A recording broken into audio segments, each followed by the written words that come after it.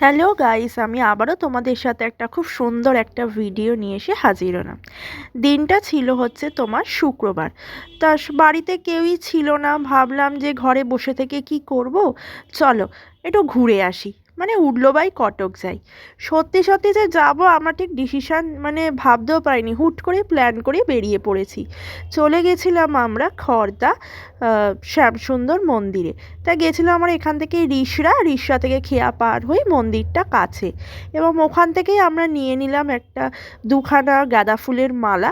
25-50 টাকা নিয়েছিল, আর নিয়ে নিয়েছিলাম মিষ্টি। নিয়ে আমরা চলে গেছিলাম মন্দিরে।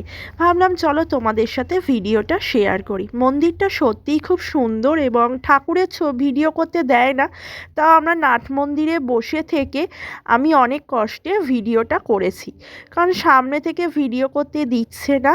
এই যে মন্দিরে ঢোকার প্রবেশ, এবং এখানে ঠাকুরকে দেখে মানে এতটাই মানে মানে লেগেছে যে মানে এতটাই ভালো লেগেছে, এবং মানে কি বলবো, মানে সত্যি মানে খুবই ভালো লেগেছে মানে ঠাকুরের দর্শনটা পেয়ে। এবং আমাদের যেতে যেতে অনেকটা বেলা হয়ে গেছিলো, 12টা বেজে গেছিলো। তা আমরা তারপরে মা বললো যা মন্দিরটা একটু রাউন্ড ঘুরে নে। তাই 3বার আমি রাউন্ড ঘুরে নিলাম। আর এটা হচ্ছে ভোগের কুপন, অনেক কষ্টে আমরা ভোগের কুপন পেয়েছিলাম। তা ভাবতে পারিনি যে পাবো। আর আমরা এখানে নাট মন্দিরে বসে আছি। তা তোমাদের কেমন লাগলো অবশ্যই জানিও।